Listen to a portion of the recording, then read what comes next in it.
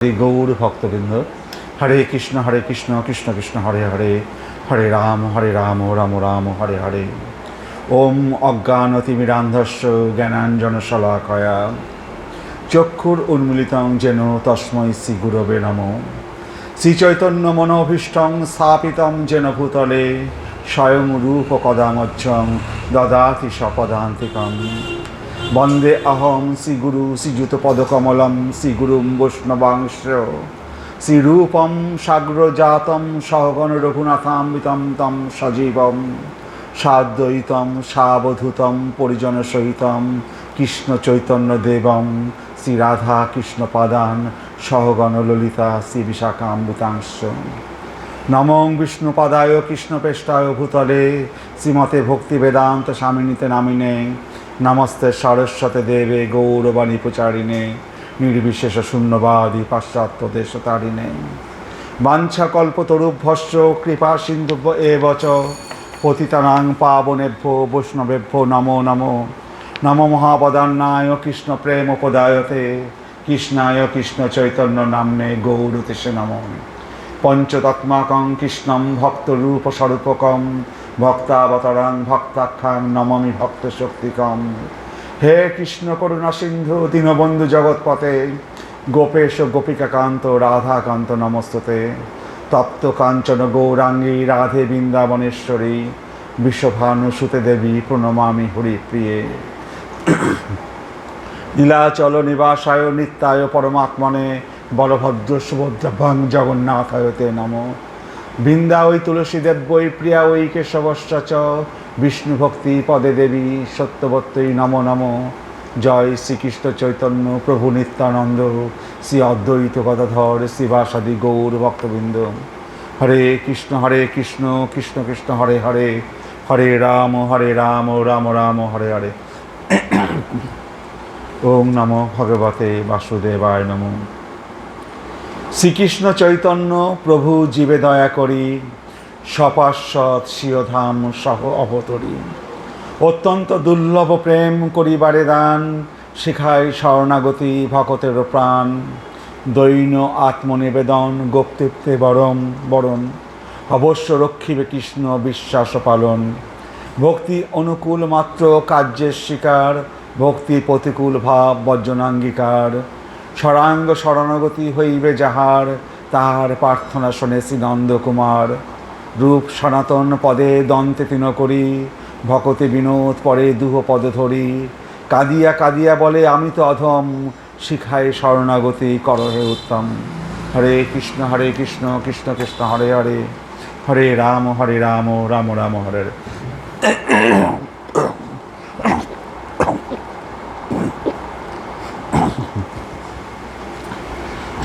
হরে কৃষ্ণ।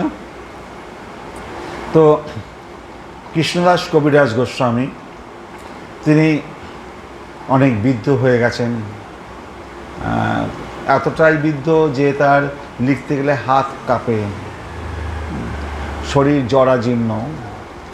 সেই অবস্থায় নিত্যানন্দ প্রভু কৃষ্ণদাস কবিরাজকে আদেশ করেছেন চৈতন্য চরিতামৃত লেখার।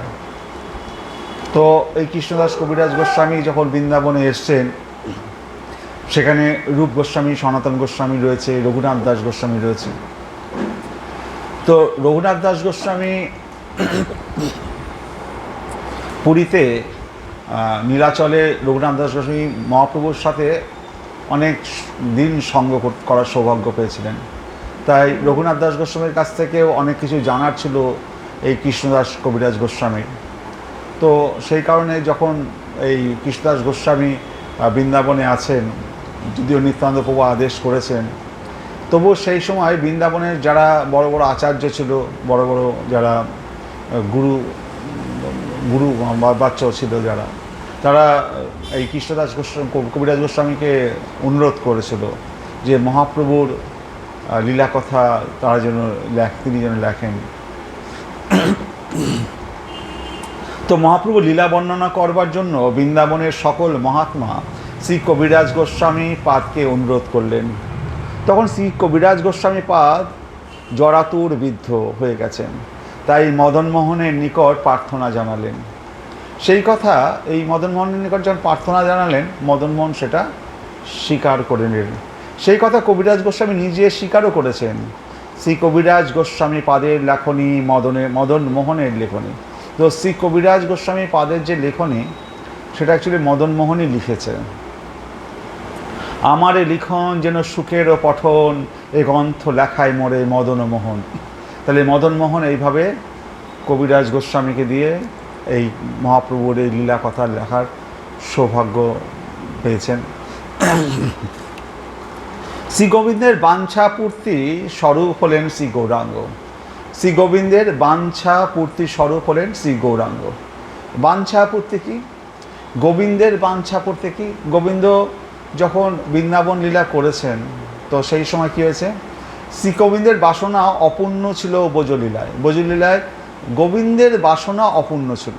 স্বয়ং ভগবানের এমন কোনো বাসনা থাকে যে অপূর্ণ থাকতে পারে, কিন্তু সেই বৃন্দাবন লীলায় গোবিন্দের তিনও বাঞ্ছা যেটা অপূর্ণ ছিল, সেটা কোন তিনটে বাঞ্ছা? রাধার প্রেমের মহিমা কেমন? এই রাধা এবং কৃষ্ণ যখন পরস্পরের সাথে প্রেমে আকৃষ্ট হয়, দেখা যায় রাধা যেভাবে প্রেম করছে সেটা কৃষ্ণ জানতে পারছে না। কারণ কৃষ্ণ হচ্ছে বিষয়তত্ত্ব, রাধারানী হচ্ছে আশ্রয়তত্ত্ব। যেমন যখন গোপাল মা যশোদার কাছে রয়েছে, তখন গোপাল মা যশোদা যেমনভাবে খাওয়াবে, যেমনভাবে তার চূড়া বেঁধে দেবে, যেমনভাবে পোশাক পরিচ্ছদ পরে দেবে, গোপাল সেই মায়ের আন্ডারে রয়েছে, আশ্রয়তত্ত্ব। আর মা হচ্ছে বিষয়তত্ত্ব সেখানে। আবার যখন গোপাল মাঠে যাচ্ছে, মা তখন বলরামকে বলছে, ভাই বলরাম তুই ভাইকে দেখে রাখিস। মানে বলরামের আন্ডারে গোবিন্দ যাচ্ছে, তার মানে বলরাম সেখানে বিষয় আর গোবিন্দ আশ্রয়। আর বৃন্দাবনের যখন গোপীদের সাথে, সেখানে ভগবান তো বিষয় আর আশ্রয় হচ্ছে গোপীরা। তো রাধা রানী সে আশ্রয় করে ভগবানকে ভালোবাসছে। সে যেভাবে ভগবানকে ভালোবাসার যে মহিমা, রাধার যে মহিমা, সেটা কেমন সে গোবিন্দ সেটা জানতে পারছে না। তো গোবিন্দ কি করে জানবে? গোবিন্দ রাধা হলে তো গোবিন্দ রাধার মহিমাটা জানতে পারবে। গোবিন্দ বিষয় তত্ত্ব হিসাবে রয়েছে, রাধারানী রয়েছে আশ্রয় তত্ত্বে। তাকে তাহলে ওই জায়গা থেকে সিঁড়ি দিয়ে নেমে নিচে আসতে হবে, তবে সে ভগবান, রাধা কিভাবে ভগবানকে ভালোবাসছে সেটা জানতে পারবে। তাহলে একটা হচ্ছে রাধার মহিমা কেমন, সেটা গোবিন্দ জানতে পারছেন না। আমার অদ্ভুত মাধুর্য যা রাধা আস্বাদন করেন সেটা কেমন? আমার যে অদ্ভুত মানে মাধুর্য যেটা রাধারানী আস্বাদন করেন সেটা কেমন, সেটা তো আমি জানতে পারছি না। দুই, আমাকে অনুভব করে রাধার কী জাতীয় সুখ হয়, আমাকে পেয়ে রাধারানীর কী জাতীয় সুখ হয়, গোপীদের কী জাতীয় সুখ হয়, সেটা তো কৃষ্ণের পক্ষে জানা সম্ভব নয়। কারণ ভগবান সেখানে বিষয় আর রাধারানীরা গোপীরা তার আশ্রয় রয়েছে। যেমন মা যশোদা হচ্ছে বিষয় তত্ত্ব, আশ্রয় হচ্ছে গোপাল। তো মা যশোদা বিষয় তত্ত্ব, সেখানে গোবিন্দকে তাহলে মা যশোদার জায়গায় তবে বিষয় তত্ত্ব জানতে পারবে। আবার গোপাল যেখানে রয়েছে আশ্রয় তত্ত্বে, সে মা যশোদারটা জানতে পারছে, কিন্তু মা যশোদা গোপালের আশ্রয় তত্ত্বের সবটা মা যশোদা জানতে পারবে না। তাহলে যে অবস্থায় রয়েছে সেখান থেকে তাকে তাহলে সরে আসতে। হরে কৃষ্ণ।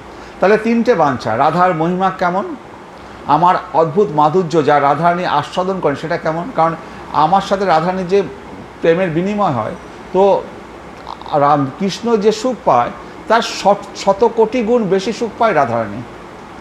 তো কৃষ্ণ সেটা ভাবে যে আমার থেকে রাধারানী যে শতকোটি গুণ বেশি সুখ পায়, গোপীরা যে সুখ পায়, সেই সুখটা তো আমি জানতে পারছি না। তো সেই গোপী হলে তবে তো জানতে পারবে। সে তো তাকে দেখে তারা বেশি আনন্দ পাচ্ছে, বেশি সুখ পাচ্ছে। তো এটা হচ্ছে গোবিন্দের একটা লালসা, লোভ জাগলো যে এই রাধার মহিমা কেমন, আর আমার মা যে অদ্ভুত মাধুর্য যা রাধা আস্বাদন করেন সেটা কেমন, আমাকে অনুভব করে রাধা কী জাতীয় সুখ হয়। এই তিন বাঞ্ছা শ্রী গোবিন্দের ছিল। শ্রী গোবিন্দের এটা ছিল ব্রজলীলায়, এই বাঞ্ছাটা ছিল ব্রজলীলায়, যেটা সে জানতে পায়নি। তখন শ্রী গোবিন্দ ছিলেন বিষয়তত্ত্ব, আর রাধাদি এবং অন্যান্য গোপ বালাগণ ছিল আশ্রয়তত্ত্ব। শ্রী রাধায়া প্রণয় মহিমা কীদৃশ্য বা বানয়িবা, সাধ্য যেন অদ্ভুত মধুরিমা কীদৃশ্য বা মদীয়, সখ্যাঞ্চস্যা মদন ভবত কীদৃশম বেতিলোভা, তদ্ভাবার্থ সমজনী শচী গর্ব সিন্ধু হরিন্দু। বলছে যে কৃষ্ণের যে তিনটি অপূর্ণ বাঞ্ছা, তা বিষয়তত্ত্বের অনুরূপ বাঞ্ছা হয়নি। তিনি তো বিষয়তত্ত্ব, তার তো বিষয়তত্ত্বের বাঞ্ছা চায়নি, সে হচ্ছে আশ্রয়তত্ত্বের বাঞ্ছা চাইছে। তিনি নিজে বিষয়তত্ত্ব হয়েও আশ্রয় তত্ত্বের মতো বাঞ্ছনাটা করছেন। রাধার প্রেমের মহিমাটা কেমন, রাধার ভালোবাসাটা কীরকম মিষ্টি, তা তো কৃষ্ণের জানার কথা নয়। তাই তিনি এই বাঞ্ছা পূরণের জন্য এই গৌর অবতার, এই তিনটে বাঞ্ছা, এই লোভটার জন্যই তার গৌর অবতার হয়ে আসা, গোপী ভাব নিয়ে আসা, রাধা ভাবকান্তি নিয়ে আসা। রাধা ভাবে, রাধা যেভাবে কৃষ্ণ কৃষ্ণ করে ডেকেছেন এবং তার দ্বারা রাধা যেভাবে তার মহিমা বা সুখ যেভাবে আস্বাদন করেছেন, তো ভগবান স্বয়ং গোবিন্দ রাধা ভাব নিয়ে এসছেন সেই রাধার সেই সুখ, সেই আস্বাদনটা করার জন্য। এটাই হচ্ছে গৌর অবতারের মুখ্য কারণ। তাহলে রাধার ভালোবাসাটা কীরকম মিষ্টি তা তো কৃষ্ণের জানার কথা নয়। তাই তিন বাঞ্ছা পূরণের জন্যই গৌর অবতার। গৌরাঙ্গ স্বরূপ হলো গোবিন্দের প্রিয়তম অবতার। এই ভগবান কৃষ্ণে তো অনেক অবতার আছে, বামন অবতার, রামচন্দ্র অবতার, পরশুরাম অবতার, ব্যাসদেব অবতার, কত অবতার ভগবানের। কিন্তু এই যে গৌর অবতার ভগবানের, গোবিন্দের সবচেয়ে প্রিয়তম অবতার। কারণ যদি আপনার কোনো কিছু লোভ থাকে, সেই বাঞ্ছা যে অবতারে পূর্ণ হবে, তো আপনার সেটা তো বেশি ভালো লাগবে না। তো এই গৌর অবতারে ভগবান গোবিন্দের তিনও বাঞ্ছা পূর্ণ হয়েছিল। তাহলে যদিও তিনি অবতার নন, অবতারী, ভগবান গৌর মহাপ্রভু অবতারী, গোবিন্দ শ্রীকৃষ্ণ হচ্ছে অবতারী, এরা অবতার নয়। অবতারী মানে কি? যার অঙ্গে সমস্ত অবতারগুলো অবস্থান করে, যার অঙ্গ থেকে সমস্ত অবতারদের সৃষ্টি হয়, তিনি হচ্ছেন অবতারী। যেমন গোবিন্দ মহাপ্রভু কী করেন, ষড়ভুজ দর্শন করেন, একই সাথে তিনি রামচন্দ্র, কৃষ্ণ এবং মহাপ্রভু, তার অঙ্গে কোটি কোটি বসে আছে সমস্ত অবতারেরা। কৃষ্ণ অবতারে যেমন কি আছে, যখন ভগবান শ্রীকৃষ্ণ বৃন্দাবন লীলা করছেন গোপ বালক হিসাবে, তিনি সমস্ত অসুরদের বধ করছেন, তাহলে সেখানে তার শরীরের মধ্যে সমস্ত বিষ্ণু অবতারেরা রয়েছে, বামন অবতার, রাম অবতার, সমস্ত অবতার তার শরীরের মধ্যে অবস্থান করছে। তো সেই অবতারেরা, সেই বিষ্ণু অবতারেরা সেই অসুরদের বধ করছে। তো স্বয়ং যে শ্রীকৃষ্ণ, আদি শ্রীকৃষ্ণ, তাকে অসুরদের বধ করতে হয় না। তাই সেখানে বলা হলো বিষ্ণু তারে করেন কৃষ্ণ অসুর সংহার। তার ভিতরে সমস্ত বিষ্ণু অবতারগুলো তার অবস্থান করছে, তার আগেই অসুর বধ করছে, তাকে বধ করতে হয় না। কারণ স্বয়ং গোবিন্দ যে ঈশ্বর পরম কৃষ্ণ সচ্চিদানন্দ বিগ্রহ, অনাদি আদি গোবিন্দ সর্বকারণ কারণম। এই যে শ্রীকৃষ্ণ, তার প্রথম প্রকাশ যে বলরাম, তার বলরামের একটা প্রকাশ বলরাম, আর একটা প্রকাশ হচ্ছে রাধারানী শ্রীকৃষ্ণের। তো একটা প্রথম প্রকাশ হচ্ছে বলরাম। এই বলরামকে প্রকাশ করে দেওয়ার পরে আদি যে শ্রীকৃষ্ণ, তার আর কিছু করার নেই। তার কী করার আছে, সে তখন গোপীদের সাথে প্রেম লীলা করছে। এই বলরাম থেকে শঙ্কর্ষণ, প্রদ্যুম্ন, অনিরুদ্ধ, বাসুদেব হচ্ছে। তারপরে সেই শঙ্কর্ষণ থেকে মহাবিষ্ণু, কারণদোষায়ী বিষ্ণু, গর্ভদোষায়ী, ক্ষীরদোষায়ী বিষ্ণু হচ্ছে। তারপরে শঙ্কর্ষণ, এইভাবে বিস্তার হতে হতে হতে যাচ্ছে। তাহলে একটা বলরাম প্রথম প্রকাশ করে দিয়েছে, তারপরে যে এতগুলো অবতার হচ্ছে, এত সব ক্ষীরদোষায়ী বিষ্ণু, গর্ভদোষায়ী বিষ্ণু, নারায়ণ, যত কিছু আছে, সেই বলরামের তত্ত্ব থেকে কিন্তু আসছে। তো সুতরাং ভগবানের আর কিছু করার দরকার নেই। সে একবার একজন বড় কোম্পানি যদি ধরি, সে মালিক, সে একজন ম্যানেজারকে ঠিক করে দিল। ম্যানেজারকে বললো, দেখো ভাই, তুমি কোম্পানি চালাও। ম্যানেজার সাথে বললো যে আমার এই কোম্পানি চালার জন্য আরও 50টা সাবঅর্ডিনেট ম্যানেজার লাগবে। সেগুলো সেই ম্যানেজার আরও নিয়োগ করছে। তারপরে দেখা গেলো আরও কিছু ম্যানেজার দরকার, সেগুলো করছে। বড় কোম্পানি বড় হচ্ছে। কিন্তু যে মালিক, সে আর এসবের করে ধার ধারে না। সে খাচ্ছে, যাচ্ছে, ঘুমাচ্ছে, ম্যানেজার সব কিছু করছে। ঠিক সেরকম ভগবান যে আদি শ্রীকৃষ্ণ, দেবুজি মুরলীধর শ্যামসুন্দর শ্রীকৃষ্ণ, তিনি কী করছেন, বৃন্দাবনের গোপীদের সাথে রাসলীলা করছেন, প্রতিদিন তার সাথে নৃত্য করছেন। তার এই সমস্ত কাজ নয়। তার কাজ বৃন্দাবনে লীলা করা, গোপী, তার প্রেম লীলা করা, আমাদেরকে উদ্ধার করা, আমাদের সাথে প্রেম লীলা। তো এইগুলো হচ্ছে আদি শ্রীকৃষ্ণ, যে দেবুজি মুরলীধর শ্যামসুন্দর শ্রীকৃষ্ণ, যার আমরা বিগ্রহ রেখেছি। তার সেই অসুর মারার কাজ তার নয়, কারণ সেই ইচ্ছাগুলি সব কিছু হতে পারে। তার ইচ্ছা হতেই কোটি কোটি বলরাম সৃষ্টি হতে পারে, অনেক অবতার সৃষ্টি হতে পারে, তার ইচ্ছাতেই হতে পারে।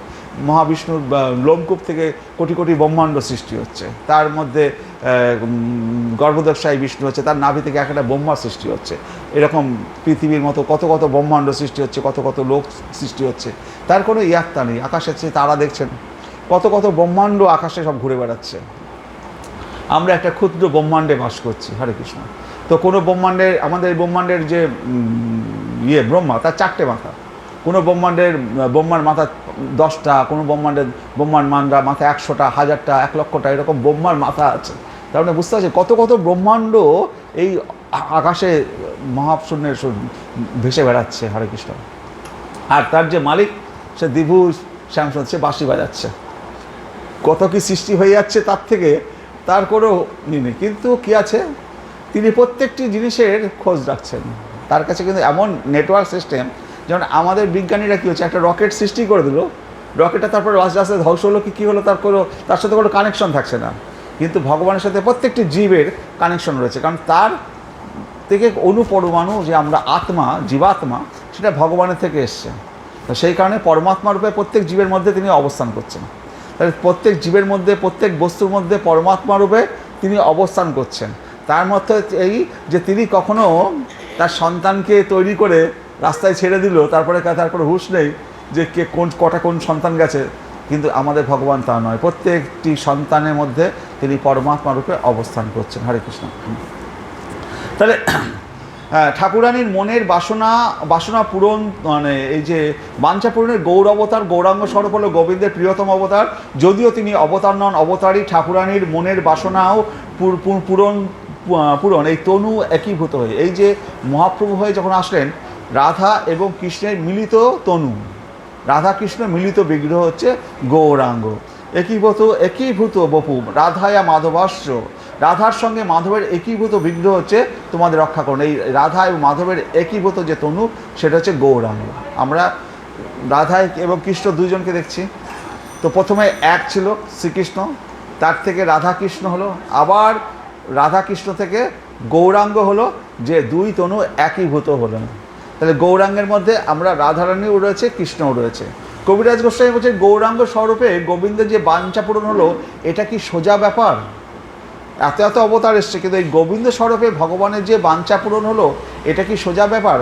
গচ্ছন বৃন্দাবনম গৌর ব্যাঘ্র ইভ এন খগান বনে প্রেম উন্মত্তান সহ উন্নীতান বিধদে কৃষ্ণ জল্পেন। বলছে এই যে গৌর, এই মহাপ্রভু যখন বৃন্দাবন থেকে, মানে পুরী থেকে তিনি বৃন্দাবনে যাবেন, তো বৃন্দাবনে যাওয়ার পথে যেতে ব্যাঘ্র, হস্তি, হরিণ, মানে মানে হরিণ, ইভ মানে হস্তি, মানে ব্যাঘ্র, হস্তি, হরিণ, পক্ষী মানে খগান, এই সকল প্রাণীদিগকে তিনি প্রেমে নাচিয়েছেন, কৃষ্ণ বলিয়েছেন, নিজের সঙ্গে নাচিয়েছেন।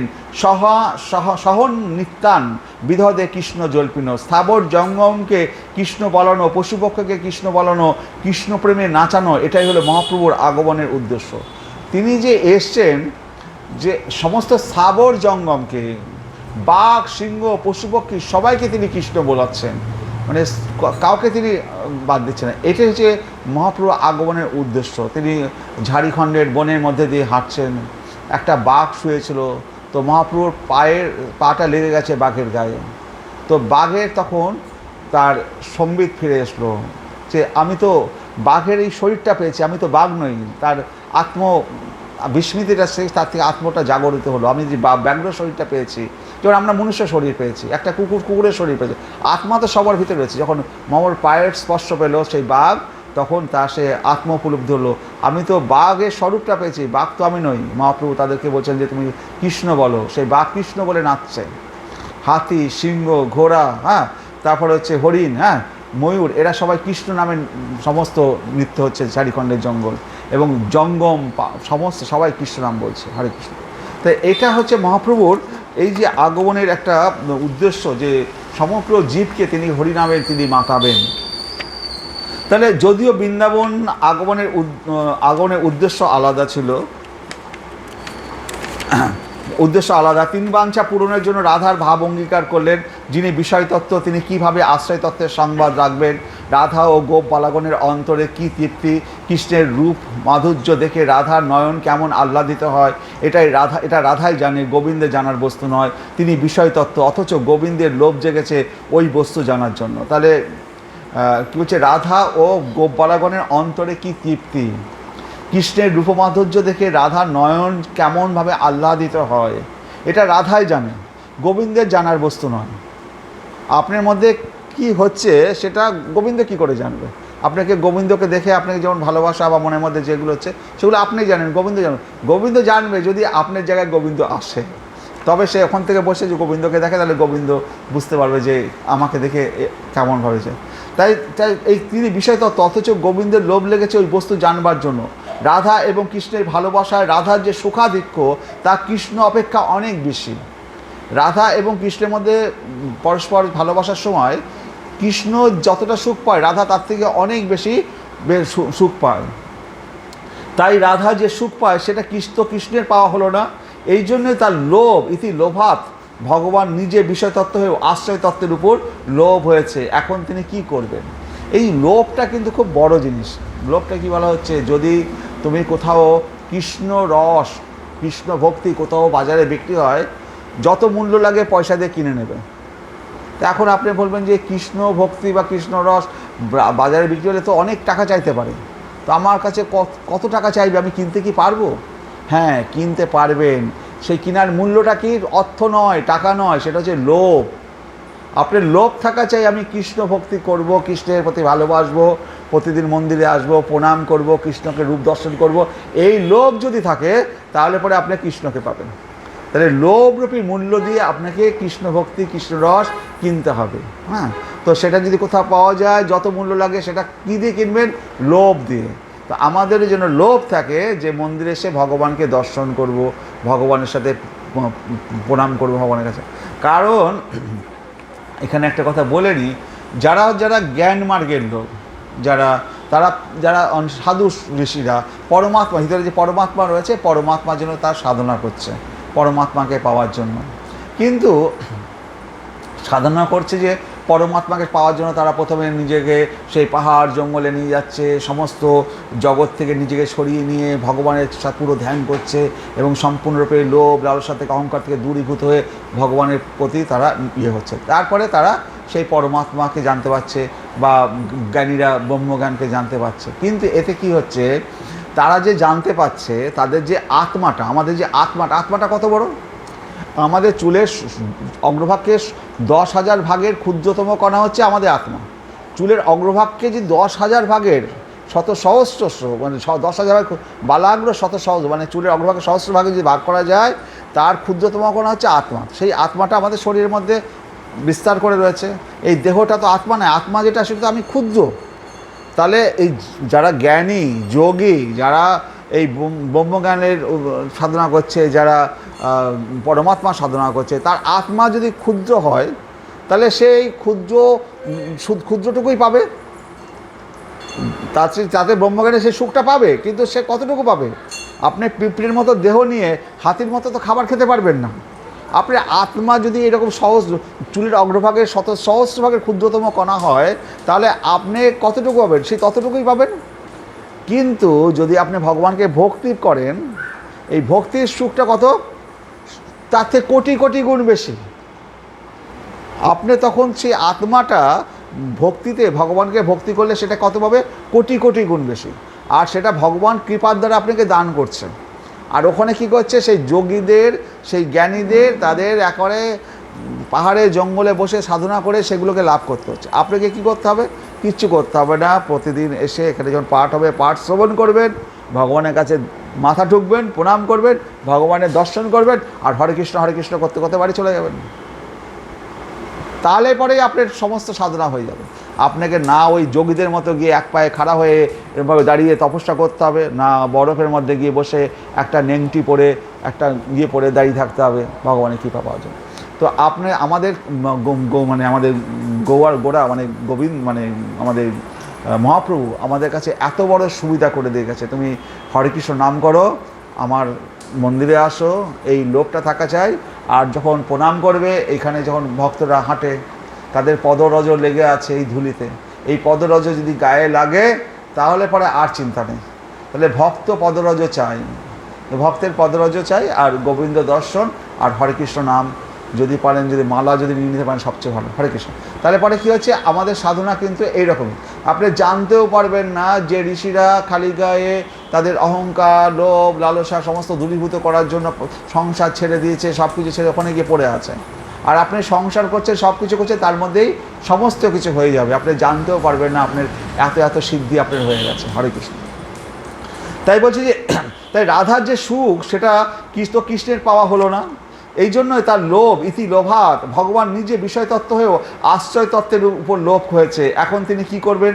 তদ্ভাবাঢ্য সমজনী শচীগর্ভ সিন্ধু হরিন্দু, রাধার ভাবকান্তি অঙ্গীকার করে শচীগর্ভ সিন্ধুতে আবির্ভূত হয়েছেন।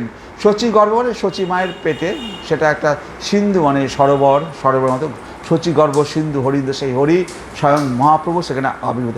রাধার ভাবকান্তি অঙ্গীকার করে শচীগর্ভ সিন্ধুতে আবির্ভূত হয়েছেন। গোবিন্দের তিন বাঞ্ছা, রাধা প্রেম আস্বাদন, যা তিনি ব্রজলীলায় বিশেষত্ব থাকার পরে জানা হয়ে ওঠেনি। শচীগর্ভ সিন্ধুতে রাধা ভাব অঙ্গীকার করে গৌর হয়ে জন্মেছেন। এটি হলো গৌর অবতারের মুখ্য কারণ। এই কারণের সঙ্গে যুক্ত হয়েছে গোপীদের প্রেম ও ঋণ শোধ। তো এছাড়াও ভগবানের আর এই মুখ্য কারণ ছাড়া ভগবানের আরও একটা গৌণ কারণ ছিল এই সমস্ত জীব উদ্ধার লীলা, সেটাও ভগবানের এটা এর সাথে সাথে একটা কারণ ছিল। আর কি ছিল? গোপীদের ঋণ শোধ। গোপীরা যেভাবে ভগবানকে ভজেছে, গোবিন্দ তো সেভাবে ভজতে পারেনি। গোপীদেরকে যখন বাঁশিতে রাসলায় ডাকছে, গোপীরা ঘর সংসার সব কিছু ছেড়ে গোবিন্দের কাছে গিয়ে পদপান থেকে দাঁড়িয়ে পড়ছে। ভগবান বলেছে যে তোমাদের ঋণ ব্রহ্মার আয়ুষ্কাল পেলেও সব শোধ করতে পারবো না। গোপীরা যেভাবে কৃষ্ণ ভজেছেন, কৃষ্ণ যদি তেমন করে গোপীদের ভজনা করেন তবেই তো ঋণটা শোধ হবে। গোপীরা যেভাবে কৃষ্ণ ভজনা করেছে, কৃষ্ণ যদি সেই গোপীদের মতো কৃষ্ণ কৃষ্ণ করে কাঁদতে পারে তবে তো গোপীদের সেই ঋণ শোধ হবে। গোপীরা বলেছে আমরা তোমাকে যেমনভাবে ভজেছি তুমি তেমনভাবে আমাদের ভজনা করো।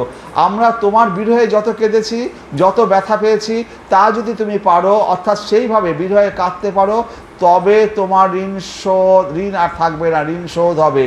তোমার জন্য আমরা কুল ত্যাগ করেছি, সমাজ ত্যাগ করেছি, আত্মীয় স্বজন ত্যাগ করেছি, বেদধর্ম ত্যাগ করেছি, পরকাল ত্যাগ করেছি। তুমিও সেইভাবে কুল সমাজ ত্যাগ করো, কবে আমাদের ভজনা করো। কৃষ্ণ বলেন অসম্ভব, এটা আমার পক্ষে সম্ভব নয়। তো তোমরা পেরেছো, কিন্তু আমার পক্ষে সম্ভব নয়। কুল ত্যাগ করা, ধর্ম ত্যাগ করা কি সম্ভব আমার পক্ষে? কারণ সূর্যকে যদি বলো তুমি তোমার কিরণমালা রেখে দিয়ে শুধু আসবে, তা যেমন সূর্য পারবে না, তেমনি কৃষ্ণকে যদি বলা হয় তুমি তোমার যে ভগবত্তা স্বর ঐশ্বর্য রেখে দিয়ে আসবে, তা কি সম্ভব? সেটা তো সম্ভব না। ভগবানের স্বর ঐশ্বর্য কি? সমগ্র যশ, সমগ্র বীর্য, সমগ্র জ্ঞান, সমগ্র বৈরাগ্য, এই যে স্বর ঐশ্বর্য। একটা ছেলেকে যদি কেউ বিয়ে করতে চায়, আগে দেখবে ছেলেটা কি আছে, টাকা পয়সা আছে কি, ভালো চাকরি করে কি, মান সম্মান আছে কি, ধন দৌলতার সাহায্য আছে কি, এইসব তো দেখে। আর তার জ্ঞানী কিনা, শিক্ষা দীক্ষা আছে কিনা, এইসব দেখে। আর ভগবানের রূপটা কেমন, দেখতে কেমন। আর ভগবানের ওই 6টা গুণ ভগবান সব ধরে রেখেছে এক শরীরে। তিনি সমগ্র ঐশ্বর্য, তার এমন কোনো ব্রহ্মাণ্ডের সমস্ত ঐশ্বর্যের মালিক তিনি। সমগ্র ঐশ্বর্য, সমগ্র বীর্য, সমগ্র জ্ঞান, সমগ্র বৈরাগ্য, হ্যাঁ, এবং তার মতো দেখতে। এরকম মানুষকে, ভগবানকে পেয়েও যদি আমরা তার লোভে প্রেমে না পড়ি, তাহলে আমরা কি দুর্ভাগা বলুন। সে সবচেয়ে বেশি বড় লোক, সবচেয়ে বেশি যশস্বী, সবচেয়ে বেশি জ্ঞানী, সবচেয়ে বেশি বৈরাগ্য, সবচেয়ে বেশি প্রেমী, হ্যাঁ, তার মধ্যে যত গুণ আছে সবচেয়ে বেশি সব তিনি তার মধ্যে রয়েছে। তো এটা ছেড়ে কেউ রাস্তার এই মানে মানুষদের কেউ প্রেম করে, যারা দুদিন বাদে বুড়ো হয়ে যাবে, তার রূপ ঐশ্বর্য সব চলে যাবে, ধন দৌলত একদিন চলে যাবে, তারপর খাটে উঠবে, হ্যাঁ, তার থেকে এই গোবিন্দকে পেয়েও যদি আমরা না প্রেম করি, তাহলে আমাদের মতো হতভাগার কে আছে? তাহলে বলছে যে কৃষ্ণ বলে অসম্ভব, তোমরা পেরেছো কিন্তু আমার পক্ষে সম্ভব নয়। কুল ত্যাগ করা, ধর্ম ত্যাগ করা আমার পক্ষে সম্ভব নয়। কারণ কেন? যে তুমি তোমার মানে গোপীদের কাছে গোবিন্দ খেদ করে বলছেন স্বজন ত্যাগ করা আমার পক্ষে সম্ভব নয়। যে আমি কি করে স্বজন ত্যাগ করব, আমি কি করে আমার মা যশোদা, নন্দ মহারাজকে ত্যাগ করব, আমার এত এত ভক্ত যারা প্রতিদিন আমার জন্য ভজনা করছে, আমি তাদের কি করে ত্যাগ করবো, ধর্ম কি করে ত্যাগ করবো? গোপীদের পক্ষে সম্ভব, সমস্ত কিছু ত্যাগ করতে পারে। সর্বধর্মান পরিত্যাজ্য মাম একং শরণং ব্রজ, তোমরা সমস্ত কিছু ত্যাগ করো আমার কাছে, কিন্তু আমি তো কাউকে ত্যাগ করতে পারি না, কারণ ভগবান না সে, তো সবই তো তারই সন্তান, সে কী করে ত্যাগ করবে? তো গোপীদের বলছে যে দেখো আমি নন্দ যশোদাকে কেমন করে ত্যাগ করব, আমার মাইক ব্রহ্মাণ্ডে কত ভক্ত, তাদের সকলকে আমি কেমন করে উপেক্ষা করব? অতএব তোমাদের মতো আমি ভজন করতে পারবো না, তাই গোবিন্দের ঋণ শোধ হচ্ছে না। বৈকুণ্ঠনাথ আমাদের গোবিন্দের ঋণ তাহলে শোধ হচ্ছে না। যতই সে ভগবান গোবিন্দ কৃষ্ণ কৃষ্ণ বলে কাঁদুক, কিন্তু সে তো সমস্ত কুল ত্যাগ করতে পারছে না, তার সমাজকে ত্যাগ করতে পারছে না, নন্দ যশোদা, কিন্তু গোপীরা সেটা ত্যাগ করতে পেরেছিল। যদিও আমাদের গৌরাঙ্গ কী করেছিলেন, সংসার ত্যাগ করে সন্ন্যাসী হয়েছিলেন, সমাজ ত্যাগ করলেন, নিজের স্ত্রীকে পর্যন্ত ত্যাগ করলেন, কিন্তু গোপীদের ত্যাগ ওর থেকেও অনেক বেশি। যারা স্ত্রী পুত্র ধর্ম জন মান ইহকাল পরকাল সব জলাঞ্জলি দিয়ে আমার চরণ ভরসা করে পড়ে আছে, বলো তো ঋষি আমি কেমন করে তাদের উপেক্ষা করি? সেই ঋণ শোধের জন্যই তো তার গৌর অবতার। গোপী হয়ে গোপী যেমন কৃষ্ণ ভজেছেন, তেমনি করে তিনি যদি কৃষ্ণ হয়ে কৃষ্ণ ভজতে পারেন, তাই গোপী ভাব রাধা ভাবকে অঙ্গীকার করতে হয়েছে। গৌর নিজে কৃষ্ণ কিন্তু ভাবেতে রাধা, এটি হলো গৌরাঙ্গ স্বরূপ। এই গৌরাঙ্গ স্বরূপেই তার লীলা চলছে। তাহলে আমরা যে এই গৌর পূর্ণিমায় আমরা যে দেখছি এই গৌরাঙ্গ মহাপ্রভু, এই তার লীলাটা হচ্ছে এটাই, তিনি রাধা রানীর ভাবকান্তি নিয়ে স্বয়ং শ্রীকৃষ্ণ তিনি কৃষ্ণ কৃষ্ণ বলে কাঁদছেন। কেন কাঁদছেন? আমাদেরকে শিক্ষা দেওয়ার জন্য, যে দেখো কৃষ্ণকে ডাকতে গেলে কিভাবে ডাকতে হয়, তোমরা আমাকে দেখে শিক্ষা লাভ করো। তো হরে কৃষ্ণ। তো বলছে যে সুরে সুরে শানাং দুর্গম গতি অতিশায়ন উপনিষাদাম মুনিনাম সর্বস্বম পনত পটলিনাম মধুরিমা বিনির্যাস প্রেমন নিখিল পশু পালা অম্বুজ দিশাম সচৈতন্য কিম মে পুনঃ ওপি দিশ যাস্বতি কদম। বলছে গৌর কেমন, এই গৌরাঙ্গ মহাপ্রভুটা কেমন না, সুরে সনাম দুর্গম। সুরে সনাম মানে সুরে মানে সুর মানে কি, যারা দেবতা তাদের বলা সুর। বলছে সুরে সানাম দুর্গম মানে দেবতাদেরও পক্ষে অসম্ভব যাকে পাওয়া। সুরে সানাম অর্থাৎ ব্রহ্মা শিব প্রভৃতি দেবোত্তম তাদেরও দুর্গম, তারাও পান না এই গৌরাঙ্গ মহাপ্রভুকে, তার চরণকে। তারাও যেতে পারেন না তার কাছে, তারাও গৌর স্বরূপের কাছে যেতে পারেন না। গতি রতশয়ন উপনিষদাত অর্থাৎ উপনিষদগণের অতিশয় রূপে গতি গৌরাঙ্গ। কেন? উপনিষদ ব্রহ্মবস্তুকে নিরূপণ করে, রসবস্তুকে নিরূপণ করে না। ব্রহ্মস্বরূপেতে উপনিষদের গতি হয়েছে ঠিকই, কিন্তু গৌরাঙ্গ স্বরূপে রসমাধুর্যের বিভিন্ন প্রকাশে এমন অতিশয় রূপে গতি আর কোথাও হয়নি। আবার গৌর কেমন, এই উপনিষদে কী হচ্ছে, উপনিষদের রস নেই, ওখানে বড় বড় জ্ঞানের কথা বলা আছে, কিন্তু গোবিন্দের কী আছে, রস বৈশ্য, তার মধ্যে রস রয়েছে। মুনিনাম সর্বস্বম অর্থাৎ যারা মুনি গৌরভাবে চিন্তা করেন তাদেরও সর্বস্ব, তারা আর কিছু জানেন না, সুতরাং মুনিগণের সর্বস্ব। প্রণত পট লীলাম মধুরিমা, যারা প্রণত জন তাদের এক মাধুর্যের রাশি। আর বিনির্যাস প্রেম্ন নিখিল পশু পালম বুঝে দিশাম, সমস্ত গোপ বালাদের পশুপাল অর্থাৎ গোয়ালা, নিখিল পশু পালাম বুঝে দিশাম, রাধাদের সমস্ত গোপ রমণীদের যে প্রেম তার নির্যাস হলেন গৌরাঙ্গ স্বরূপ। তাহলে এই যে গৌরাঙ্গ স্বরূপ, এবং সেটা হচ্ছে কীরকম, রাধা কৃষ্ণের মিলিত বিগ্রহ গৌর স্বরূপ। তো এক জায়গায় কি ঘটনা ঘটছে, তো মহাপ্রভু বসে আছেন এবং সমস্ত বড় বড় আচার্য সেখানে বসে আছেন। মহাপ্রভুর কাছে সমস্ত আচার্যরা ইয়ে করছে যে এই কলিযুগকে শাস্তি দেওয়া হোক, এই কলিযুগের লোকেরা আপনার কথা ঠিকমতো শোনে না, হরেকৃষ্ণ নাম করে না, তো এই কলিযুগের মানুষেরা নানা রকম বিষয় আশয় নিয়ে পড়ে আছে, এদের কি শাস্তি দেওয়া হবে। তখন নিত্যানন্দ প্রভু লাফাতে লাফাতে আসলেন যে হে প্রভু, যদি শাস্তি দিতে হয় আমি সমস্ত এই কলিযুগের মানুষকে আমি রক্ষা করব, আমি তোমার মানে নিতাই যখন আছে এই কলিযুগের মানুষকে আমি সবাইকে রক্ষা করব, তোমাদের কোনো ভয় নাই। হে মহাপ্রভু, আপনি যদি কলিযুগের মানুষকে এমনই দণ্ড দিতে চান, এমনই শাস্তি দিতে চান, তাহলে এমন দণ্ড দিন, এমন শাস্তি দিন তা যেন সহজ সরল হয়। তো মহাপ্রভু বলছে কী শাস্তি চাও, মানে শাস্তি তো নয়, তুমি কি চাও, এই কলিযুগের লোককে তুমি কি দিতে চাও, হে শ্রীপাদ তুমি বলো। মহাপ্রভু বললেন যে দেখো, মহাপ্রভু যে নিত্যানন্দ প্রভু বলছেন দেখুন, মহাপ্রভু প্রথমে বলছেন যে দেখো, তুমি কি এদেরকে স্বর্গ দিতে চাও, তুমি কি শালক্য স্বরূপ সাজুর্য যে 5 রকম মুক্তি আছে সেই সমস্ত মুক্তি দিতে চাও, তুমি কি এদেরকে বৈকুণ্ঠ মানে গোলক বৃন্দাবনে বৈকুণ্ঠ দিতে চাও, বা গোলক বৃন্দাবনে রাধাকৃষ্ণের প্রেম সেবা দিতে চাও। নিত্যানন্দ প্রভু বলছে না, আমি স্বর্গও চাই না, বৈকুণ্ঠও চাই না, এবং গোলক বৃন্দাবনে যে রাধাকৃষ্ণের প্রেম সেবা সেটাও চাই না। তখন সবাই আচার্য অবাক, মহাপ্রভু নিজে বলছে যে গোলক বৃন্দাবনে রাধাকৃষ্ণের প্রেম সেবার উপরে কোনো সেবা আছে বলে তো আমার জানা নেই, তাহলে কলির মানুষকে কি দিতে চান। তখন নিত্যানন্দ প্রভু বলছে এই কলির মানুষকে, মহাপ্রভু বলছে কলির মানুষকে যদি দিতে হয় তা আমার গৌরাঙ্গের পাদপদ্ম দিন। আমি রাধাকৃষ্ণের প্রেম সেবার থেকে ঊর্ধ্বে গৌরাঙ্গের পাদপদ্ম সেটা চাইছি, এই কলির যুগের মানুষ যেন সেটা পায়। তো মহাপ্রভু আর আচার্যরা বলছেন স্যার কী হলো, একই তো ব্যাপার। তো মহাপ্রভু তো স্বয়ং রাধাকৃষ্ণের মিলিত রূপ, তার পাদসেবা যা রাধাকৃষ্ণের গৌরাঙ্গে যে বৃন্দাবনে যে রাধাকৃষ্ণের যে প্রেম সেবা দিতে তো একই হলো। আচার্যরা বললো তো একই হলো। তা নিতাই চাঁদ তুমি এর আলাদা কী করে বললে, আলাদা কিছু তো বললে না, একই তো বললে। নিতাই চাঁদ বলছেন তা নয়, আলাদা তো বলেছি। কীরকম আলাদা? ধরুন একটা বাড়িতে বরযাত্রী আসবে, বলেছে 50 জন আসবে, বাড়ির মালিক 75টা সন্দেশ নিয়ে এসছে, বড় বড় রাজভোগ নিয়ে এসছে, আর অন্যান্য প্রসাদ আছেই। তো 75টা রাজভোগ নিয়ে এসছে, 50 জন বলেছে 25টা বেশি নিয়ে এসছে, এসছে 100 জন। তো বাকি 25 জনকে রাজভোগ কী করে দেবে? বা কোথাও পাওয়া যাচ্ছে না। ময়রাকে বললো যে শুধু ছানা আছে, চিনি আছে। বললো ঠিক আছে, বাকি 25 জনকে ওই ছানা আর চিনি দিলাম। তো বাকি 25 জন বরযাত্রী বলছি আমাদেরকে কি ইয়ার কি পেয়েছেন, আমাদের ছানা চিনি দিচ্ছেন, রাজভোগ কোথায়? বলছে রাজভোগ মানে রাজভোগ তো ছানা চিনি দিয়ে তৈরি হয়, তো আপনি তো ছানাই চিনি দিয়েছেন।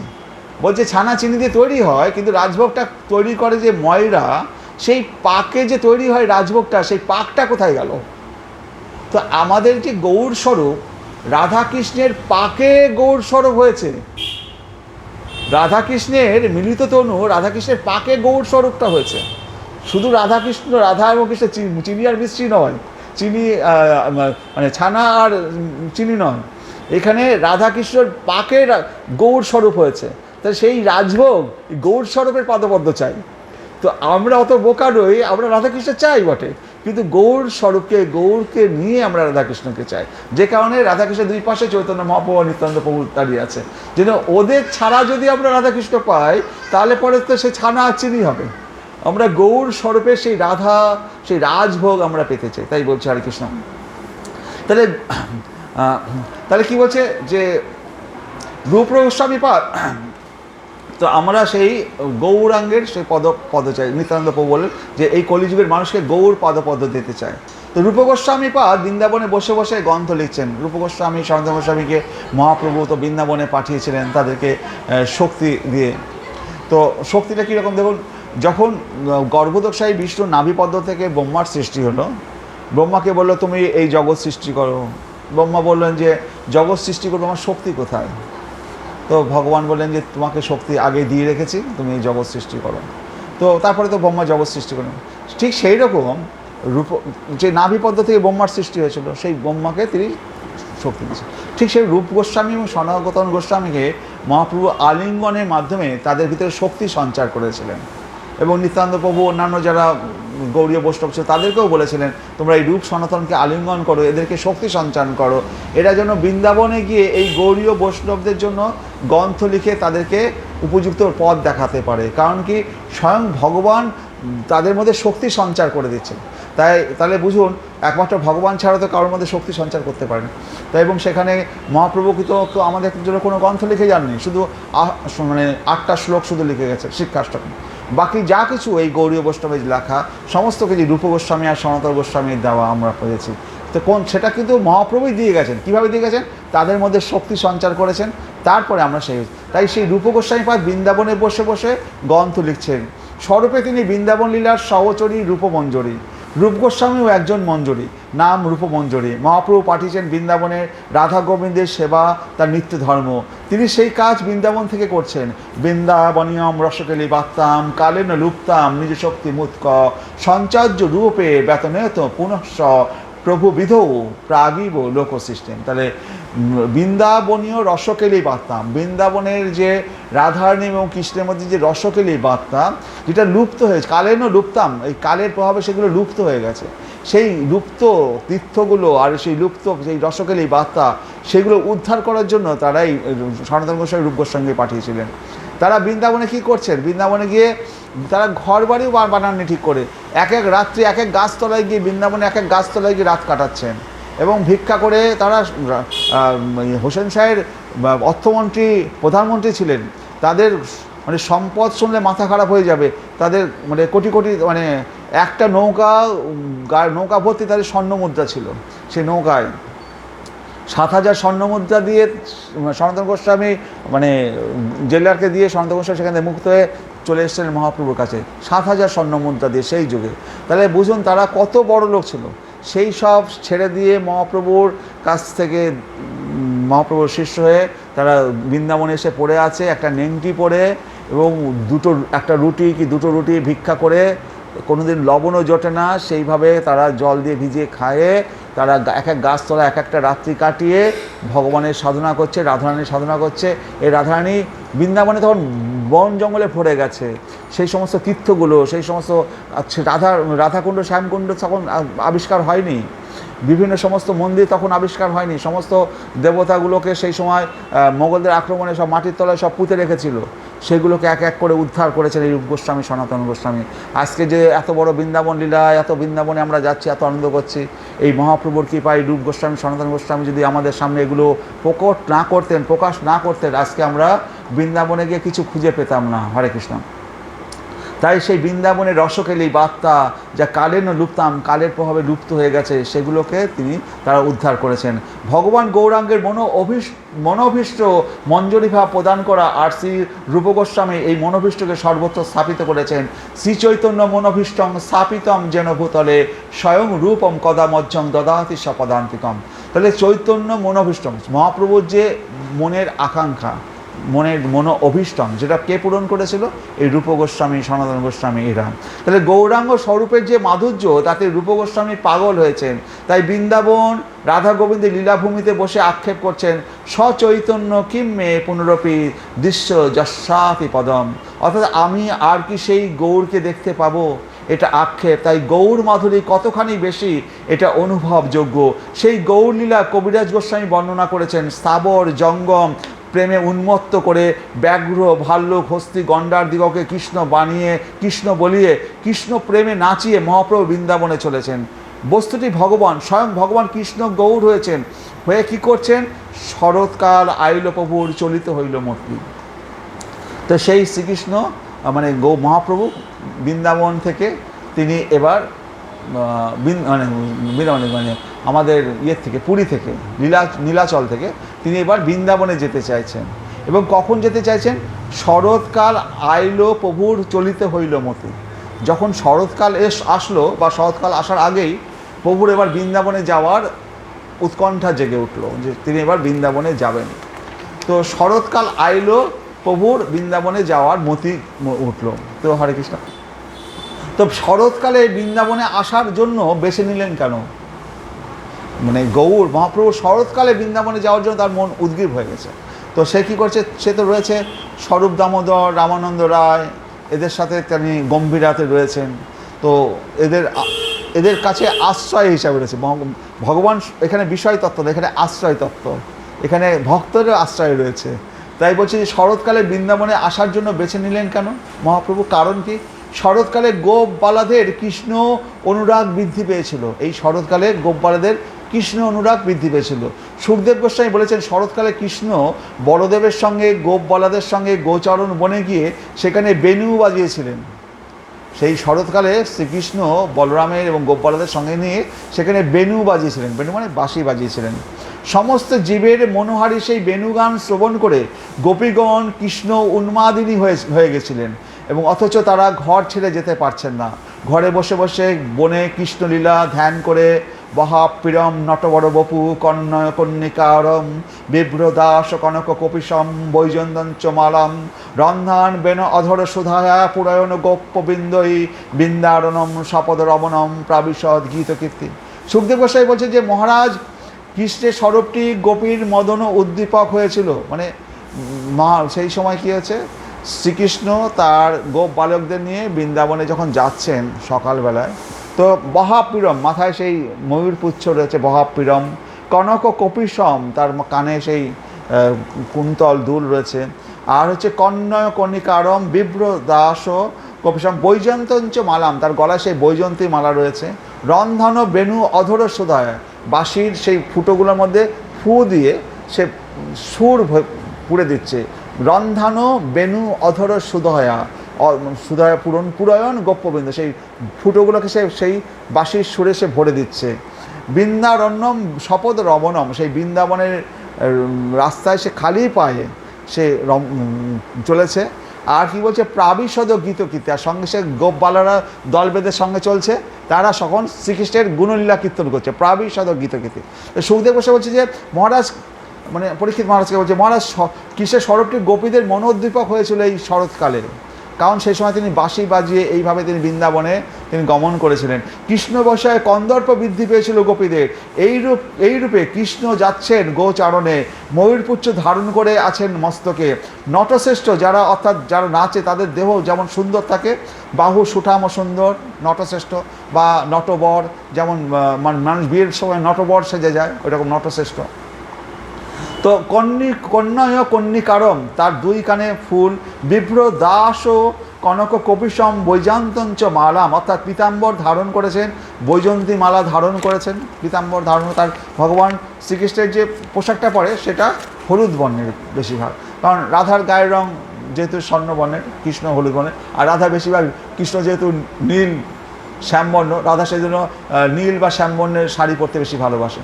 তো রন্ধ্রানো বেণু অধর সুধায়া পুরায়ণ গোপবিন্দই, বেণুর ছিদ্রগুলিতে অধর সুধার দ্বারা পূরণ করতে করতে, মানে বাঁশি বাজাতে বাজাতে গোপ বলাগণের সঙ্গে কৃষ্ণ বৃন্দাবনে প্রবেশ করলেন গোচারণে চলে। বৃন্দাবনে কেন, বৃন্দাবন কেমন, এখন এই বৃন্দাবনটা কেমন?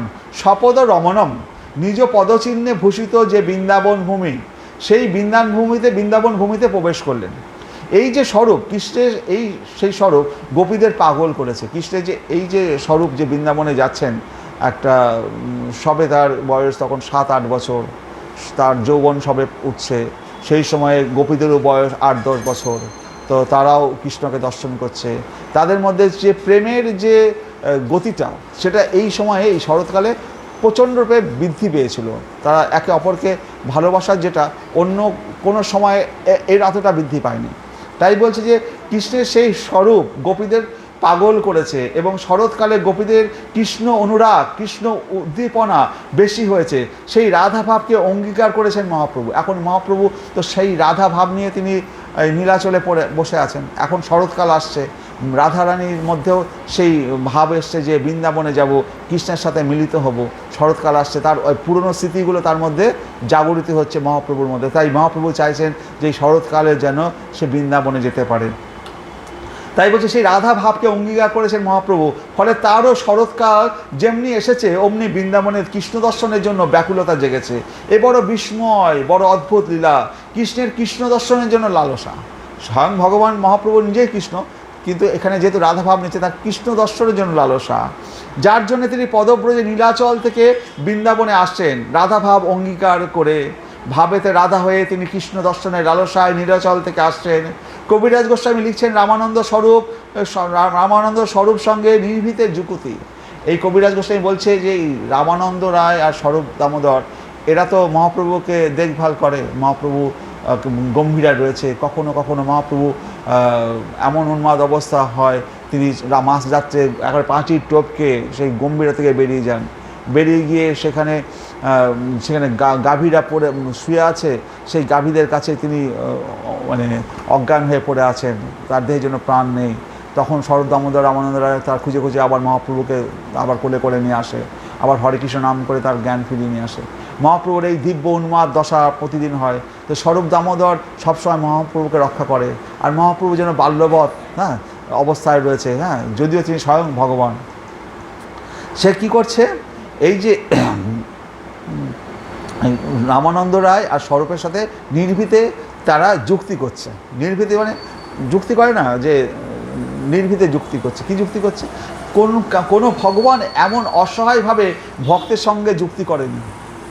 ভগবান কখনো ভক্তের সাথে এরকম অসহায়ভাবে যুক্তি করেনি যে রামানন্দ রায়, এই স্বরূপ দামোদর, আমি এই শরৎকাল আসছে তো আমি একটু বৃন্দাবনে যেতে চাই, তোমরা একটু ব্যবস্থা করো, কীভাবে যাব না যাব। তাদের সাথে যুক্তি করছে মহাপ্রভু। মানে ভগবান, তার তো এই সমস্ত যুক্তি করার দরকার নেই। সে যদি একবার ইচ্ছা করে সে এক লাফেই চলে যেতে পারে বৃন্দাবনে, কিন্তু তবুও সে কী করছে, এই স্বরূপ দামোদর এদের সাথে যুক্তি করছেন। বলছে কোনো ভগবান এমনভাবে অসহায়ভাবে ভক্তের সঙ্গে যুক্তি করেছেন না, করেননি। কৃষ্ণচন্দ্র ভগবান যখন কৃষ্ণ, তিনি উদ্ধবের সাথে যুক্তি করত। কিন্তু সেখানেও উদ্ধবের সাথে যুক্তি করতে এবং অসহায়ভাবে যুক্তি করতো না, নিজেকে কৃষ্ণের সাথে উদ্ধবের সাথে যুক্তি করতো। উদ্ধবকে বলতো, দেখো যখন মথুরার সেই রাজবাড়ির ছাদের উপরে বসে আছে, তো বর্ষণা থেকে রাধারানী যেখানে বর্ষণা, ওই দিক থেকে যখন হাওয়াটা আসছে কৃষ্ণের গায়ে যখন লাগছে সেই হাওয়াটা, তখন কৃষ্ণ মানে পাগলের মতো হয়ে উঠছে। উদ্ধবকে বলছে, দেখো এই দিক থেকে রাধারানীর অঙ্গস্পর্শে যে হাওয়া আমার গায়ে লাগলো, আর সেই রাধারানীর অঙ্গস্পর্শে সেই হাওয়া লেগে আমার মন প্রাণ উত্তোলিত হচ্ছে রাধা দর্শনের জন্য। তো মথুরা থেকে সে তো আর বৃন্দাবনে যেতে পারছে না। হরে কৃষ্ণ। এইভাবে উদ্ধবের সাথে নানা রকম যুক্তি করে থাকেন কৃষ্ণ, কিন্তু সেখানেও এরকম অসহায়ভাবে যুক্তি করেননি। তাহলে শরৎকাল এসেছে, তাই মহাপ্রভু আর থাকতে পারছেন না। আগে থাকতে বৃন্দাবন যাবার ইচ্ছা প্রকাশ করছেন নীলাচলে, কিন্তু সার্বভৌম ভট্টাচার্য এবং অন্যান্য বৈষ্ণবেরা বাধা দিয়ে বলছেন, প্রভু আর দিন কত থাকো প্রভু, তারপরে যেও। এইভাবে বলে বলে প্রায় 4 মাস অতিক্রম করে দিয়েছে, মহাপ্রভুকে তারা ছাড়তে চাইছে না। তো শেষে বলছে, এই স্বরূপ দামোদররা বলছে যে তুমি চলে গেলে আমরা বাঁচবো না প্রভু, তুমি যে বৃন্দাবনে চলে আসছো, তুমি চলে গেলে আমরা বাঁচবো না, এই জন্য তোমায় আটকে রেখেছি। আর মোর সহায় করো যদি তুমি দুইজন, তবে আমি যাইয়া দেখেছি বৃন্দাবন। তোমরা দুজন যদি সহায় হও, তাহলে আমি বৃন্দাবনে গিয়ে একটু দর্শন করে আসি কৃষ্ণকে। কত অসহায় দেখেছেন এই গৌর ভগবান। ভগবান হয়ে সামান্য ব্যক্তির মতো স্বরূপ দামোদর ও রামানন্দের সঙ্গে যুক্তি করছেন, পরামর্শ করে সাহায্য চাইছেন। তোমাদের সাহায্য না পেলে যদিটাতে তবেটাতে, তাই বোঝা যাচ্ছে আমার যাওয়া হবে না। ভক্ত কি মনে করবেন? আমরা ভগবানের সহায়ক, আমরা ছাড়া কি ভগবান যেতে পারে না? আমরা ভগবান সহায়ক। কিন্তু এখানে ভগবান কী লীলা করছে? রাধা ভাবের আশ্রয় তত্ত্বের লীলা করছে। ভগবান শ্রীকৃষ্ণ একটা জিনিস সব জায়গায়, যখন যেভাবে তিনি যে লীলাটা করেন 100% সেটা তিনি মান্যতা দেন। যখন তিনি ইয়েতে রয়েছে কৃষ্ণ, মানে যুধিষ্ঠির ভীম অর্জুন নকুল সহদেবের কাছে রয়েছে, সেখানে কৃষ্ণ যে যুধিষ্ঠির যেহেতু বড়, স্বয়ং শ্রীকৃষ্ণ সেখানে যুধিষ্ঠিরকে প্রণাম করছে, এবং অর্জুন এবং ভীমসেন যেহেতু সমবয়সী তাদের সাথে আলিঙ্গন করছে। হ্যাঁ, বা যখন দ্বারকায় তার কৃষ্ণের যে পিতা মাতা মহিষী, তার যে পিতা মাতা আছে তাদেরকে সে প্রণাম করা, প্রতিদিন সকালে যাওয়া, ভগবানের যা যা কর্তব্য কর্ম, যে লীলায় যখন যা তিনি সেই লীলা করেন, সেই লীলাটা তিনি 100% পারফেক্টলি করেন। যখন অর্জুনের সারথি হয়েছেন, অর্জুনে সে রথে উঠবে, রথের যে পাটাতনটা ভগবান শ্রীকৃষ্ণ স্বয়ং সেটা ধুয়ে মুছে রাখছে, ঘোড়াগুলোকে স্নান করিয়ে খাইয়ে দাইয়ে ঠিক করে বেঁধে রেডি করে রাখছে। অর্জুন আসবে, কুরুক্ষেত্রের যুদ্ধে লড়াই করতে যাবে, সে তো সারথির যে কাজকাম ভগবান নিজে সেটা করছে, যাতে তার কাজকামে কোনো ত্রুটি না থাকে।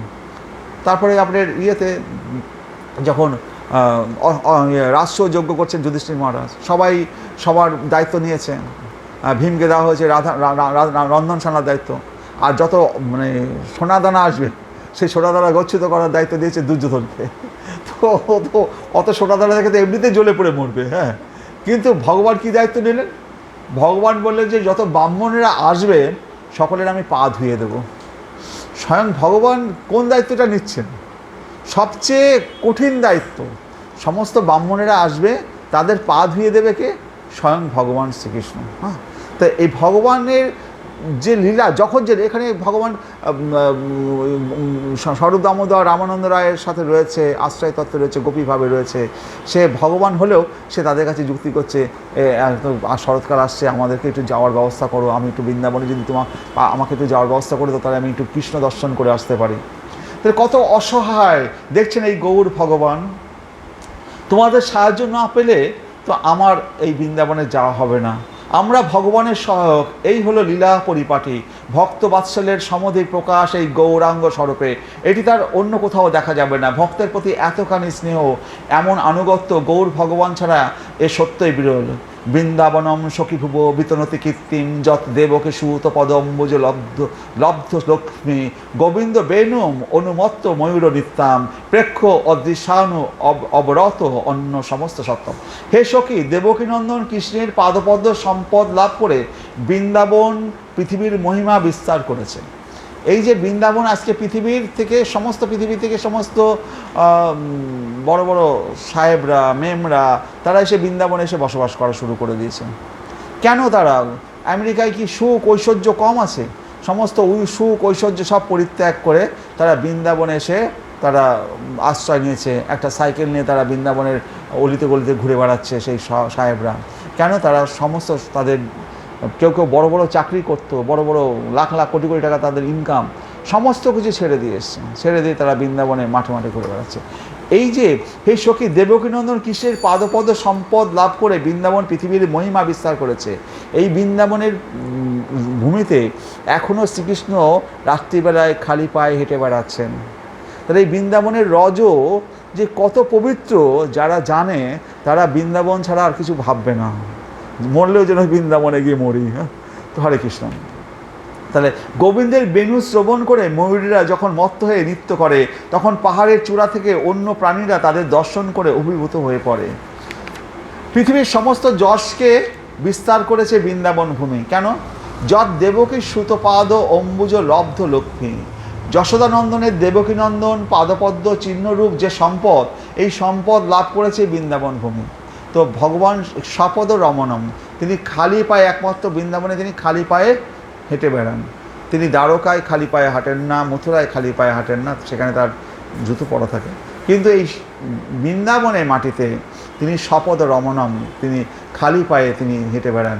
তার পদরজ সেই বৃন্দাবনের মাটিতেই পাওয়া যায়। তাই বলছি যে যশোদানন্দনের দেবকীনন্দন পাদপদ্ম চিহ্ন রূপ যে সম্পদ, এই সম্পদ লাভ করেছে বৃন্দাবন ভূমি। বৃন্দাবন ভূমি পৃথিবীর সমস্ত যশকে বিস্তার করে দিচ্ছে গোবিন্দ পদচিহ্ন ধারণ করে। আর বৃন্দাবন কেমন? গোবিন্দ বেণুমনু মত্ত ময়ূর নিত্যম। গোবর্ধনের উপরে কৃষ্ণ বেণুধ্বনি করছেন।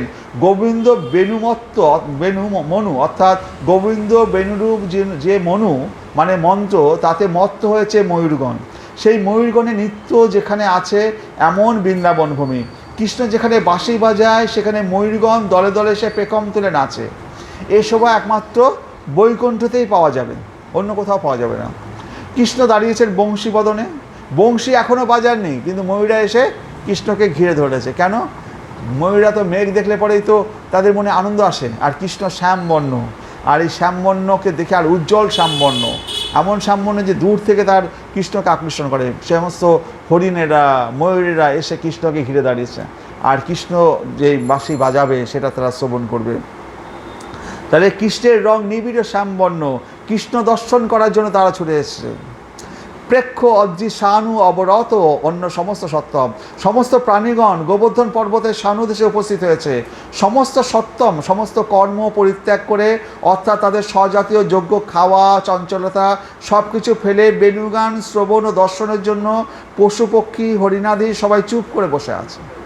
তো এই পাহাড় গোবর্ধন পাহাড়ের উপর সব ভগবান বেণু নিয়ে বাজাবেন, আর সমস্ত পশু পাখি হরিণ, হ্যাঁ, সবাই এসে চুপ করে বসে আছে ভগবানের দিকে তাকিয়ে তার বেণু ধ্বনি শ্রবণ করার জন্য। তাহলে বৃন্দাবনের লীলার তত্ত্বটুকু এর মধ্যেই বলা হয়েছে। যদি গোবিন্দকে কেউ দেখতে চাও তবে সব কিছু ফেলে চুপ করে বসো বৃন্দাবন ভূমিতে, তবেই গোবিন্দ দর্শন মিলবে। তাহলে সমস্ত কিছু ফেলে, এই যে আপনারা এখন ভাগবত কথা শুনছেন, এই এই আধ ঘন্টা বা 1 ঘন্টা যেটুকু শুনলেন, হ্যাঁ, তো একবারও বাড়ির কথা মনে হয়েছে? সমস্ত কিছু থেকে আপনারা দূরে সরে এসছেন, এখন গোবিন্দ লীলার মধ্যে আপনারা প্রবেশ করে গেছেন। ঘর বাড়ি সংসার বলে কোথাও কিছু ছিল এই 1 ঘন্টার মধ্যে? আপনাদের মনে ছিল যে 1 ঘন্টার মধ্যে আপনাদের ঘর বাড়ি সংসার কেউ আছে? তো আমাদের এই গোবিন্দ যশক লীলা কীর্তনে আমাদেরকে প্রবেশ করতে হবে, তাহলে পরে এই ঘর বাড়ি সংসার এই মায়া মোহ থেকে আমরা দূরে থাকতে পারবো। এটাই হচ্ছে আমাদের তপস্যা। তার জন্য পাহাড়ে হিমালয় পাহাড়ে গিয়ে এক পায়ে দাঁড়িয়ে থাকতে হবে না। আমরা শুধু ভগবানের গুণলীলা কীর্তন শুনবো, আমরা সমস্ত কিছু থেকে মুক্ত হয়ে গোবিন্দের চরণে বসে থাকবো, গোবিন্দ কথা শোনা যায়। এই বৃন্দাবনে মহাপ্রভু আসছেন রাধাভাবে আবিষ্ট হয়ে কৃষ্ণ অন্বেষণ লালসায়, কিন্তু তার সত্ত্বেও ভক্তদের সঙ্গে যুক্তি করে পরামর্শ চাইছেন। ভক্তানুরোধে ভগবান বাধা পড়েছেন, তাই সাহায্য প্রার্থনা করছেন স্বরূপ দামোদর ও রামানন্দের কাছে। অসহায়ভাবে বৃন্দাবনে যাবার জন্য সহায়তা চাইছেন।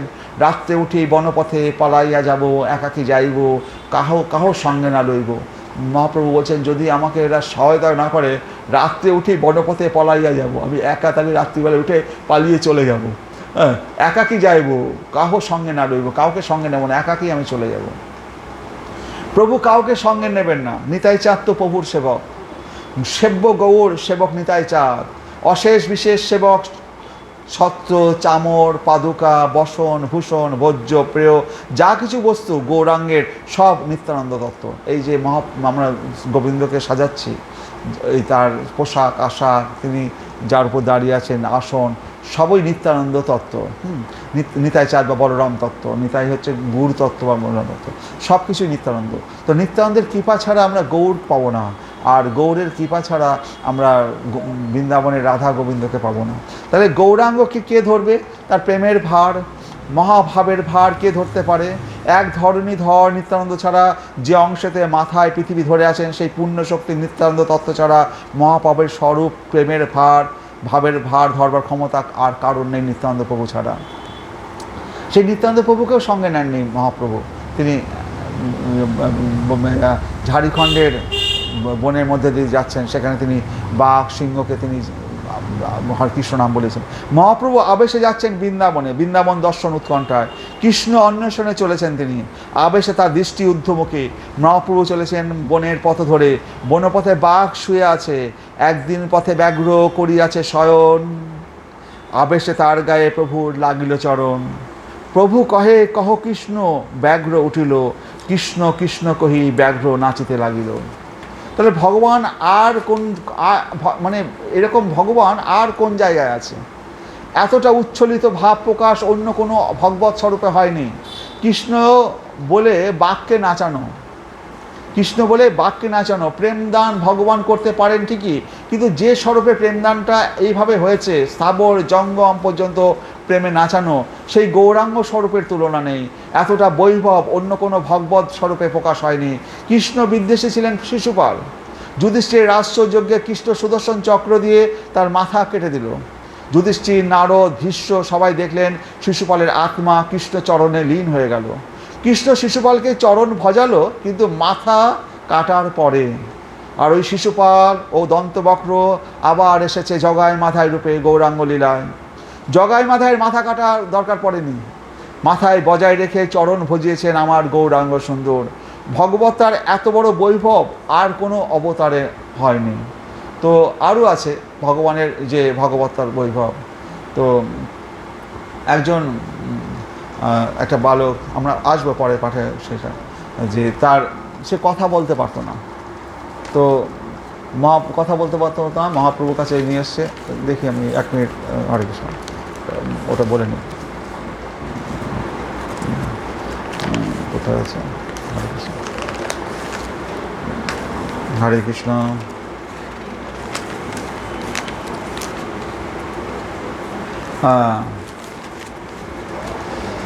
হ্যাঁ, বলছি যে গৌরাঙ্গে মানে গৌরাঙ্গের মানে বোবাকে বাচাল করা, পঙ্গুকে গিরি লঙ্ঘন করে, আমরা শ্লোক শুনেছি তো, কৃষ্ণ এটা করাতে পারে। তো গৌরের কৃপা বোবাকে বাচাল করে, মুখম করতি বাচলম।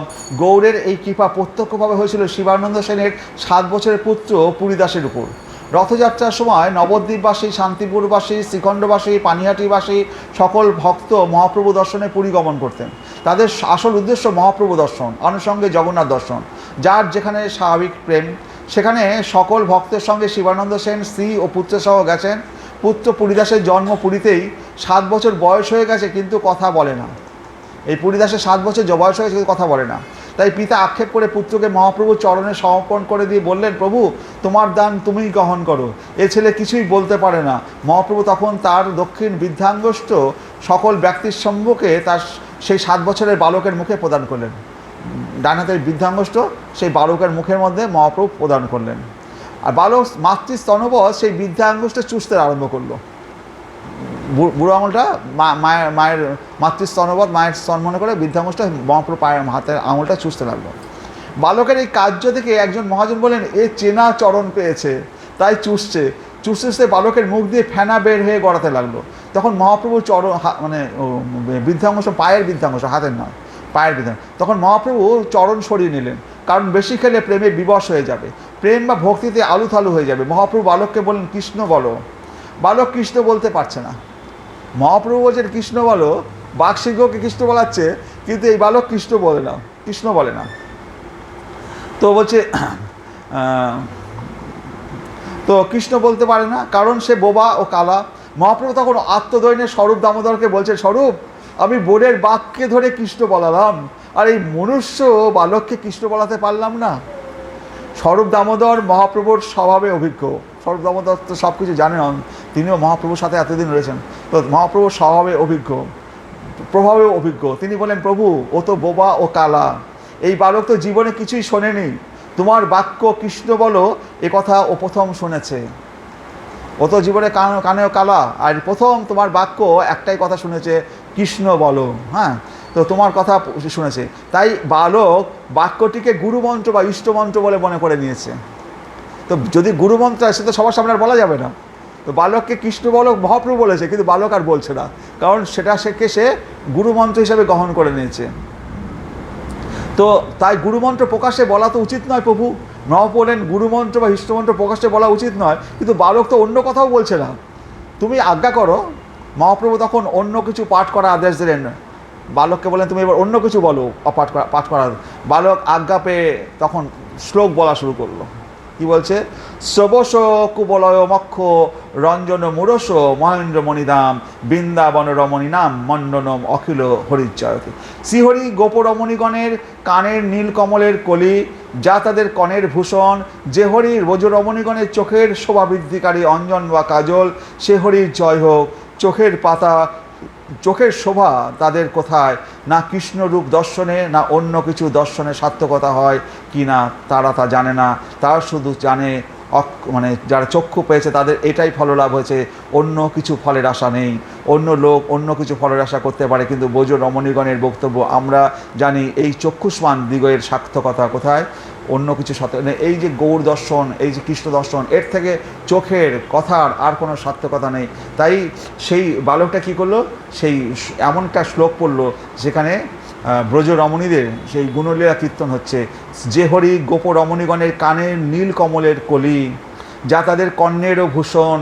যে হরি ব্রজ রমণীগণের চোখের শোভা বৃদ্ধিকারী অঞ্জন বা কাজল, সেই হরির জয় হোক। তাহলে শ্রবস কুবলয় মক্ষ রঞ্জন মুরস মহেন্দ্র মণিরাম বৃন্দাবন রমণী নাম মণ্ডন অখিল হরিচয়তি। তাহলে এত বড় সে ভগবানের পায়ের বুদ্ধাংশে চুষার পরে যে বালক কথা বলতে জানে না, সে কালা, সে কিনা কথা বলতে পারে।